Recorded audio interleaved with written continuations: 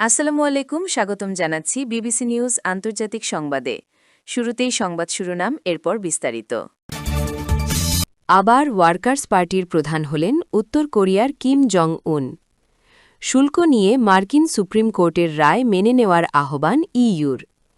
Iran ইস্যুতে কূটনৈতিক সমাধান খুঁজে বের করা উচিত ইইউ। ভারতীয় নাগরিকদের দ্রুত ইরান ছাড়ার নির্দেশ। দর্শক, এতক্ষণ শুনছিলেন সংবাদ শিরোনাম। এখন বিস্তারিত। আপনি যদি ইসরায়েলের ধ্বংস চান এবং মুসলিমদের পাশে থাকেন, তাহলে ভিডিওতে লাইক করে চ্যানেলটি অবশ্যই সাবস্ক্রাইব করে দিবেন এবং আপনার মূল্যবান মতামত অবশ্যই কমেন্টে লিখে জানিয়ে দিবেন। এখন বিস্তারিত। আবার ওয়ার্কার্স পার্টির প্রধান হলেন উত্তর কোরিয়ার কিম জং উন। উত্তর কোরিয়ার ক্ষমতাসীন ওয়ার্কার্স পার্টি আবারও কিম জং উনকে তাদের সাধারণ সম্পাদক হিসেবে বেছে নিয়েছে। দেশটির রাষ্ট্রীয় গণমাধ্যমের খবরে বলা হয়েছে, রবিবার পিয়ংইয়ংয়ে অনুষ্ঠিত পার্টি কংগ্রেসে এই ঘোষণা আসে। কিম পরিবার ১৯৪০-এর দশকের শেষ দিক থেকে দেশটি শাসন করে আসছে, তাই এ সিদ্ধান্তে খুব একটা বিস্ময়ের কিছু ছিল না। ২০১১ সালে তার বাবা কিম জং ইল টু এর মৃত্যুর পর কিম জং উন ক্ষমতায় আসেন। এরপর তিনি পারমাণবিক অস্ত্র কর্মসূচিতে ব্যাপক বিনিয়োগ করেন, যার ফলে পিয়ংইয়ং পশ্চিমা বিশ্ব, বিশেষ করে যুক্তরাষ্ট্রের জন্য আরও বড় চ্যালেঞ্জ হয়ে ওঠে। ১৯ ফেব্রুয়ারি শুরু হওয়া কোরিয়ার ওয়ার্কার্স পার্টির নবম কংগ্রেস এখন চতুর্থ দিনে চলছে। ধারণা করা হচ্ছে এ সময় কিম দেশের অস্ত্র কর্মসূচির পরবর্তী ধাপ ঘোষণা করবেন। কংগ্রেস শুরুর আগে উত্তর কোরিয়া দাবি করেছে তারা পারমাণবিক অস্ত্র বহনে সক্ষম রকেট লঞ্চারের একটি নতুন সংস্করণ উন্মোচন করেছে। গত এক দশকে প্রতি ৫ বছরে একবার করে এই কংগ্রেস অনুষ্ঠিত হয়েছে। কেসিএনএ জানায়, প্রায় ৫,০০০ প্রতিনিধির উপস্থিতিতে অনুষ্ঠিত এই কংগ্রেস উত্তর কোরিয়ার ক্ষমতার কাঠামো সম্পর্কে বিরল ধারণা দেয়, যা সাধারণত বাইরের বিশ্বের কাছে অত্যন্ত অস্পষ্ট। এই বৈঠকগুলোকে দেশের সবচেয়ে গুরুত্বপূর্ণ রাজনৈতিক ঘটনা হিসেবে দেখা হয়। শুল্ক নিয়ে মার্কিন সুপ্রিম কোর্টের রায় মেনে নেওয়ার আহ্বান ইইউর। মার্কিন সুপ্রিম কোর্টের রায়ের পর নতুন করে শুল্ক আরোপের ঘোষণায় যুক্তরাষ্ট্রকে গত বছরের বাণিজ্য চুক্তির শর্ত মানার আহ্বান জানিয়েছে ইউরোপীয় ইউনিয়ন ইইউ।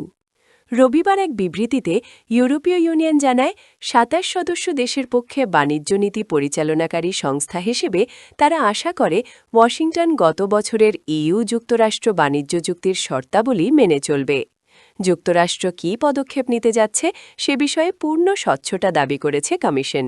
তবে এর পরপরই ডোনাল্ড ট্রাম্প সব দেশের ওপর অস্থায়ীভাবে ১০% শুল্ক আরোপের ঘোষণা দেন এবং একদিন পর তা বাড়িয়ে ১৫% করেন। ইউরোপীয় কমিশন বলেছে, বর্তমান পরিস্থিতিতে ন্যায্য, ভারসাম্যপূর্ণ ও পারস্পরিকভাবে লাভজনক বাণিজ্য ও বিনিয়োগ সম্পর্ক গঠনের পরিবেশ অনুকূল নয়। কমিশনের ভাষায়, একটি চুক্তি মানে চুক্তি।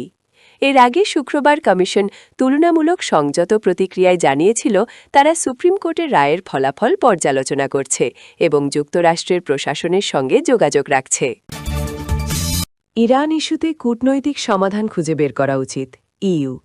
ইউরোপীয় ইউনিয়নের পররাষ্ট্রনীতি প্রধান কাজা কাল্লাস সোমবার ইরান ইস্যুতে কূটনৈতিক সমাধানের জন্য আহ্বান জানিয়েছেন। তেহরান ও ওয়াশিংটনের মধ্যে সম্ভাব্য আলোচনার পূর্বে এবং মার্কিন প্রেসিডেন্ট ডোনাল্ড ট্রাম্প দেশটিতে হামলার হুমকি দেওয়ার প্রেক্ষাপটে তিনি এ আহ্বান জানান। ইউরোপীয় ইউনিয়নের পররাষ্ট্রমন্ত্রীদের বৈঠক শুরুর আগে কাল্লাস বলেছেন, এই অঞ্চলে আমাদের আরেকটি যুদ্ধের প্রয়োজন নেই। ইতোমধ্যে আমাদের অনেক সংঘাত রয়েছে। তার ভাষায়, এটি সত্য যে বর্তমানে তাদের সবচেয়ে দুর্বল অবস্থানে রয়েছে ইরান। আমাদের উচিত এই সময়টিকে কাজে লাগিয়ে একটি কূটনৈতিক সমাধান খুঁজে বের করা।